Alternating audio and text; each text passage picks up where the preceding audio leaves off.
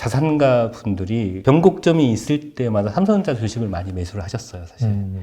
근데 요즘은 삼성전자 주식을 공격적으로 매수하시는 분들이 그렇게 많지는 않으신 것 같아요. 정말 네. 그분들이 기대하시는 수익률은 사실 그 정도의 수익률을 내줄 수 있는 종목들은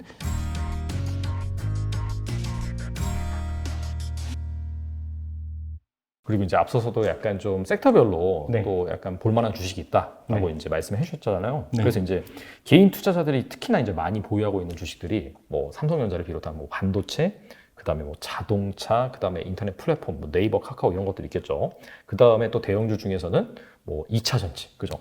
그런 기업들이 있어요. 그럼 이 중에서 약간 좀 지금 이 상황에서 좀 볼만한 그런 섹터나 주식들은 뭐가 있을까요? 요즘 예전에 그러니까 삼성전자가 액면 분할을 하기 전에는 사실 그 자산가 분들이 변곡점이 있을 때마다 삼성전자 주식을 많이 매수를 하셨어요, 사실. 네.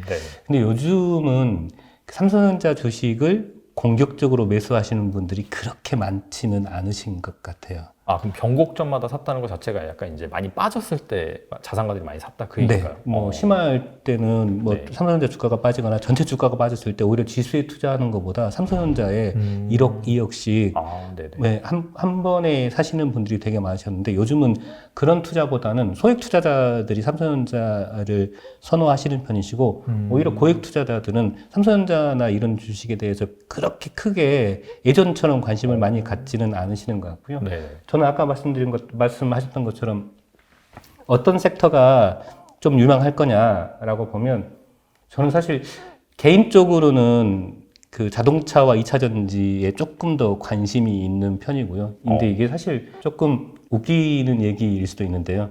혹시 지금 이렇게 돌아다니시다가 이 자동차 번호판에 네. 파란색 그 번호판을 네. 보시는 비율이 어느 정도나 되시는지 혹시 생각해 보셨어요? 자주 보는 것 같아요, 그냥. 네. 네. 왔다 갔다 하면서 항상 눈에 띄는 것 같긴 해요. 네. 네. 특히 요즘 네. 조금 더 늘었거든요. 그렇죠. 네. 그럼에도 불구하고 네. 우리나라 비율이 최 5%가 안 된다는 것도. 아, 전기차 네. 보급률이요? 네, 맞습니다. 네네. 근데 이제 단순하게 생각하는 수요와 공급인데요. 지금 현재 한 5% 내외 정도라고 가정을 한다고 하면 이제 이게 나중에 뭐 10%, 15% 정도 상승됐을 때 과연 관련된 산업들, 특히 자동차, 네. 뭐 2차 전지 이런 부분들의 수요는 지금보다 훨씬 더 그 높아질 거라고 저는 생각을 하거든요. 네. 그래서 제가 최선호로 생각하는 종목들은 자동차, 2차 전지. 뭐 자동차 같은 경우는 뭐 현대차, 기아차도 다 포함이 되겠지만 현대차보다는 기아차 정도의 훨씬 더 뭐 매력도가 저는 있다고도 생각하고 또 2차 전지 쪽도 여러 가지 종목들이 있겠지만 뭐 에코프로 BM이라든가 아, 이런 소재 쪽. 종목들은 지금보다 훨씬 더 높은 그 상승 여력이 있을 거라고 생각합니다. 현대차보다 기아차라고 하는 기아차가 EV 판매 비율이 좀 높아서 그런 건가요? 그런 부분들도 있고 해외에서 보는 시선들이 기존의 현대차에 대한 루틴한 시선보다 새로운 기아차에 대한 어떤 그 이미지 이런 부분들이 훨씬 더 높다라고 생각이 되어지고 기아차가 지금 최근에 많이 변신을 했죠. 그렇죠. 네. 사명도 바꾸고. 그 네. 기아에서 차를 뺐다는 건 사실 네, 네. 대단한 그 의지라고 저는 생각이 되어지거든요. 보통 현대차, 기아차 하면 차 중심인데 이제 차를 빼고 기아로 간다는 얘기잖아요. 그 얘기는 이제 자동차 산업이라고 하는 부분이 또 다른 이 스타벅스 커피에서 커피를 빼는 것과 같은 느낌이랄까? 저는 그래서 그리고 지금 현재 EV 판매량이나 이런 부분들, 그다음에 해외에서 각급받는 부분들이 기아차 쪽들도 나쁘지 않아서 오히려 모르겠습니다. 현대차가 더 좋을 수도 있지만 상승률로 보면 저는 기아차가 훨씬 더 나아 보일 수 있다고 생각합니다. 그리고 앞서서 이제 변곡점마다 예전에는 부자들이 이제 삼성전자를 좀 샀는데 네. 요즘 이제 잘 안 사고 있다. 네. 그러면은 방금 말씀하신 뭐 자동차란 2차 전지 이런 쪽으로 좀 그런 부자들이 좀 산다는 건가요? 아, 사실 네. 그 자산가들이 투자하는 방식은 조금 다른 부분이 있는 것 같아요. 어떤 부분이냐면 투자했을 때 뭐 일정 부분은 네. 그 전체 포트폴리오에 뭐 한 뭐 5%, 뭐 10% 이내 정도는 사실 높은 수익률이 기대하고 투자하시긴 하지만 전체적으로 수익률을 따질 때 이 자산가 분들은 뭐 모든 투자 금액에서 뭐 50%, 100%를 기대하고 투자하지는 않습니다. 그렇죠. 네. 아무래도. 정말 네. 그분들이 기대하시는 수익률은 높은 수준의 한 자릿수 혹은 낮은 수준의 투자일수 이 정도의 수익률로 만족을 하거든요. 그래서 사실 그 정도의 수익률을 내줄 수 있는 종목들은 사실 좀 다양하게 많고요. 그리고 2, 3년 전, 3, 4년 전부터 특히 해외 주식에 대한 투자와 그 리츠, 그다음 글로벌 리츠에 대한 투자분들이 많이 늘었어요. 그런 이유는 이제 일정 정도 달러라고 하는 부분이 사실 이제 그 생활에서 쓸 수 있는 달러가 되어 있기 때문에 굳이 네. 환전의 개념으로 생각하지 않으시는 분들도 있으시고요. 네네. 그리고 이제 해외 투자가 되게 좀 이제 편하게 투자할 수 있지 않습니까? 요즘에는 뭐 그냥 환전도 굳이 할 필요 없이 그냥 ATS상에서 바로 주문이 들어가니까. 네, 맞습니다. 그리고 또 리츠 같은 경우는 안정적으로 이 수익의 90% 이상 배당을 하게 되어 있으니까 꾸준히 배당이 들어오는, 그리고 네. 배당률도 되게 높습니다.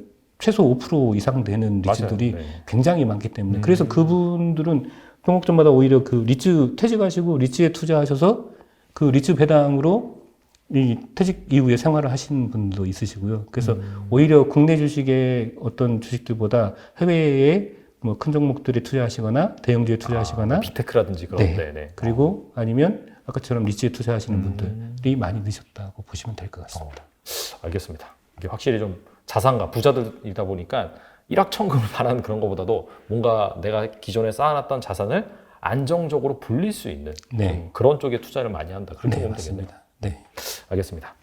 그리고 아까 부자들이 약간 좀 그런 삼성전자 이런 것보다도 미국 빅테크나 그런 쪽으로 좀 많이 좀 자금을 뭐 투자를 하신다라고 말씀을 드렸는데, 근데 미국 주식 같은 경우에는 사실 한 최근 10년 좀 많이 가파르게 올랐잖아요. 그래서 약간 부정적으로 보는 분들 같은 경우에는 앞으로 한 10년 재미없을 것이다, 그렇게 말씀하신 분들도 더 계시거든요. 이런 상황에서 약간 좀 고민되는 그런 부분이 있을 것 같아요. 미국 투자를 해야 되는지 말아야 되는지. 이 부분에 대해서 어떻게 생각하시나요? 시장은 항상 반반인 것 같아요. 항상 이렇게 한쪽만 이야기하면 무조건 맞는데 중간에 바꾸면 안 되는데요.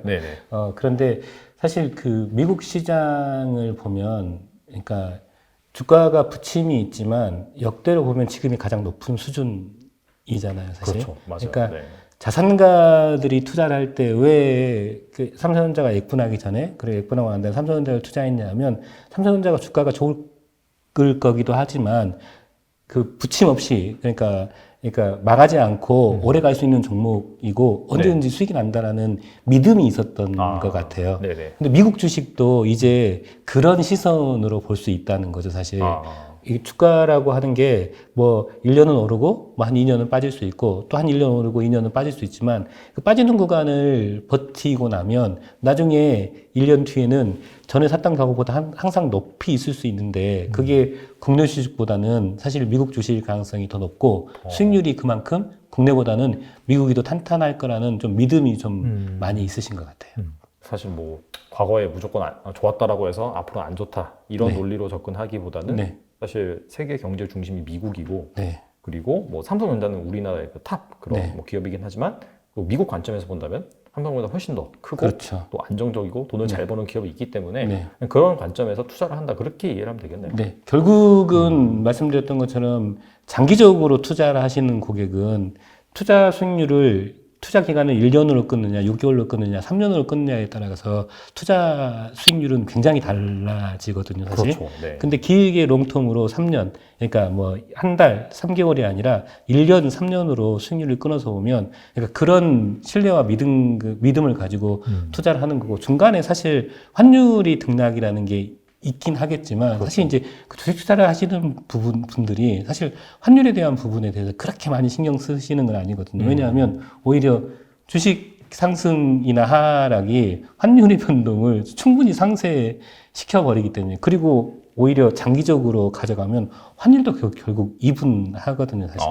그래서 그 자산가 분들이 지금 훨씬 더 해외나 해외 주식, 해외 ETF에 훨씬 더 많이 관심을 갖는 이유인 것 같습니다. 그러니까 그게 그런 것 같아요. 또 사실 환율이 뭐 환율 변동성 위험이 있다라고 하는데 항상 시장이 급락하거나 불확실하면 환율이 오히려 오르거든요. 그러면 사실 오히려 해지 관점에서 좋을 수도 있기 때문에 그런 관점에서도 사실 뭐 환율이 문제가 되기보다는 오히려 플러스면이 되지 않을까, 또 그런 생각도 드네요. 저도 법인 이제 해외 그 달러를 관리해드리는 법인이 있는데 그분들한테 말씀드리는 건 그 달러는 가장 마지막에 수단으로 활용해라. 예를 들면 집에 금 가지고 있는데 매일 이 금이 얼마짜리야라고 보시지 않는 것처럼 그렇죠. 사실 달러도 마찬가지로 몇 달러가 있어야지 이게 지금 이게 얼마쯤 됐어라고 매일 확인하시지 않잖아요. 금과 달러는 그만큼 안전 자산이기 때문에 이걸 환율로 계산하는 것보다 그냥 달러 그 자체로서 인식하시면 오히려 변동성이 큰 시장에서 훨씬 더 안전적인 자산으로 내 포트폴리오 일부에 수익률을 확실히 박아주는 그런 역할을 할 수 있을 거라고 생각합니다. 알겠습니다. 네. 그 다음에 만약에 내가 지금 현재 5천만 원 정도 있다. 네.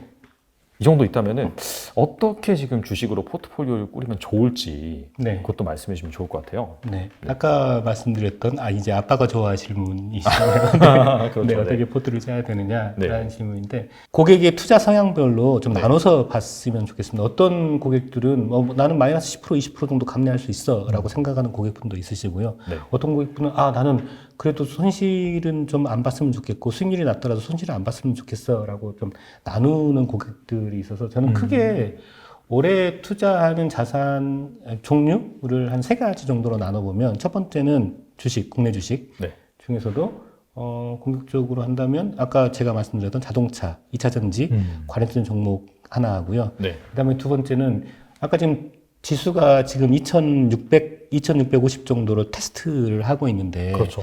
이 구간이 잘 지나간다면 하반기에는 다시 3,000포인트 언저리를 이렇게 넘나 볼 수 있지 않을까라는 기대감이 좀 있고요. 네. 그래서 굳이 종목 선정에 고민하지 마시고 차라리 지수 관련된 ETF를 지금 투자하셔도 네네. 충분히 10% 이상 투자할 수 있는 구간들이 저는 있다고 놓고 보여지거든요. 네. 그리고 마지막으로 요즘 금리가 움직이면서 사실 금리 때문에 금리가 상승했을 때 대안한 투자가 뭐냐라고 하면 사실 매번 이렇게 높은 수준의 배당이 나오는 리츠라는 상품이 사실 되게 좀 대안의 투자로는 떠오르고 있거든요. 그래서 안정추구형 고객이라면 굳이 주식에 안 들어가고 그냥 인덱스 그냥 지수 관련된 ETF에 투자를 하시거나 아니면 리츠 관련된 투자를 한 지수에는 한 40% 정도, 그 다음에 리츠에는 한 60% 정도 투자를 하셔도 네. 충분히 기대 수익률은 한 10% 정도 수익률을 내실 수 있을 것 같고요. 네네. 반대로 난 좀 공격적이야 네. 라고 한다면 아까 자동차나 2차 전지 관련된 종목에 한 40% 정도? 그러면 5천만 원이니까 네네. 한 2천만 원 정도 투자를 하고 또 반대로 지수 관련된 ETF에 한 2천만 원 정도 네. 그리고 리츠 관련해서 한 1천만 원 정도 투자를 하시면 제가 이 장표에서 보이는 것처럼 기대 수익률을 보면 뭐 이 정도 기대 수익률로 기대한다면 한 10에서 안정추구용으로 투자하셔도 10%, 좀 공격적으로 투자하셔도 15% 이상의 수익률들은 좀 실현할 수 있지 않을까 기대하고 있습니다. 알겠습니다. 우리나라에서 사실 리츠가 그렇게 많지는 않잖아요. 네. 상장되어 있는 리츠. 네. 근데 이게 사실 최근에 이제 주가 흐름을 보면은 좀 상당히 좀 견조한 것 같거든요. 네. 그 이유가 무엇일까요?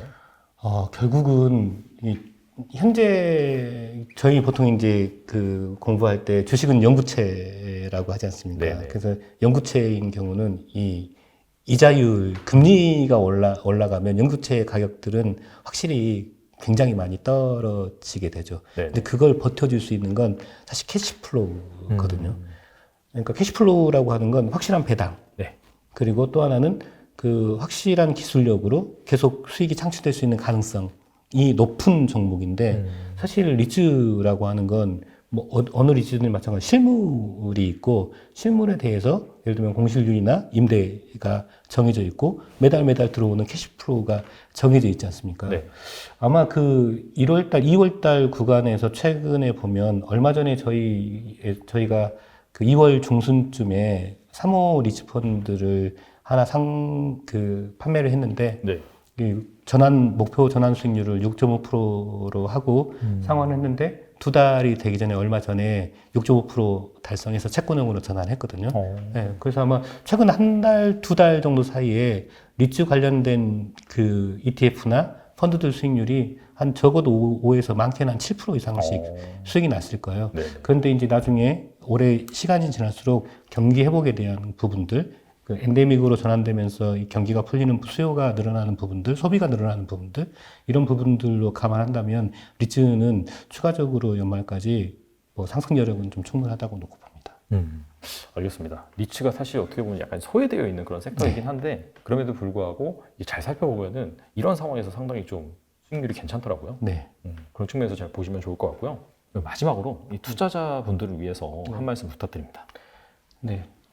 되게 루틴한 얘기인데 분산 투자, 장기 투자 얘기를 해야 하는데 그 얘기는 하지 않겠습니다. 대신 올해는 조금 수익률을 지난 최근 2년의 수익률보다는 기대 수익률을 좀 짧게 가져갔으면 좋겠어요. 무슨 얘기냐면 물론 상승 여력이 충분한 시장이긴 하지만 생각보다 부침이 있을 수도 있다고 생각이 되어지고요. 네네. 물론 늘 산이 높으면 골도 깊고 또 골이 깊으면 산도 높은 시장이긴 하지만 올해는 아무래도 이게 최근 그 2020년 이후에 시장을 봤던 고객들이 투자자들이 그 시선으로 또 그 정도를 기대치를 가지고 가면 오히려 마지막에 되게 그 안 좋은 수익률로 실현할 수 있을 것 같아서 네네. 기대 수익률보다 아니면 목표 수익률보다 수익률을 좀 짧게 생각하고 가져가셨으면 좋겠고 두 번째는 항상 강조하지만 뭐 장기 투자를 말씀드리지는 않겠습니다만은 올해는 조금 더 매수할 때도 분산해서 좀 매수를 하시고 매도할 때도 분산해서 매도를 하셨으면 좋겠어요. 왜냐하면 아까 말씀드렸던 것처럼 이렇게 한 번에 주가가 빠지거나 한 번에 주가가 올라가거나 그럴 시장은 아닌 것 같고요. 계속 중간중간에 이벤트와 이슈들이 나오면서 부침이 좀 있을 수 있는 시장이고요. 상승할 때도 한 번에 가는 시장은 절대 아니어서 절대 어제 못 샀는데 오늘 공격적으로 사야지 라고 하는 것보다 어제 못 샀으면 어제보다 낮은 가격에 내가 살 수 있는 기회는 언제든지 있다라고 생각하시고 조금 매수하실 때 분산해서 매도하시고 특히 마지막으로 수익을 실현하실 때도 꼭 이렇게 한 번에 매도하시는 것보다 팔고 전에 팔았던 것보다 좀 더 낮은 가격에 파시더라도 그게 위험을 관리한다고 생각하시고 분산해서 매도하시면 훨씬 더 높은 수익률이 나올 수 있을 것 같습니다. 알겠습니다. 오늘 박환기 센터장님 모셔가지고 최근에 또 시장을 어떻게 바라봐야 되는지 그 다음에 부자들은 또 어떤 또 주식, 또 자산에 투자하고 있는지 그런 부분들 또 추가적으로 지금 포트폴리오 또 어떻게 꾸리면 좋은지 투자 성향별로 말씀해 주셨는데 잘 참고를 하시고 워낙 또 20년이 넘게 주식시장에 또 살아계시는 산 증인이시다 보니까 그런 관점을 잘 감안하셔가지고 또 말씀을 들어보니까 지금 상황이 또 너무 암울하거나 그러진 않네요. 오히려 이제 이런 상황일수록 좀 기회를 볼 수 있는 그런 여러분들이 약간 좀 여유와 그 다음에 또 이성적으로 생각할 수 있는 그런 부분을 갖추셨으면 좋을 것 같습니다. 지금까지 대신증권의 박환기 센터장님 나와주셔서 감사합니다. 네, 고맙습니다.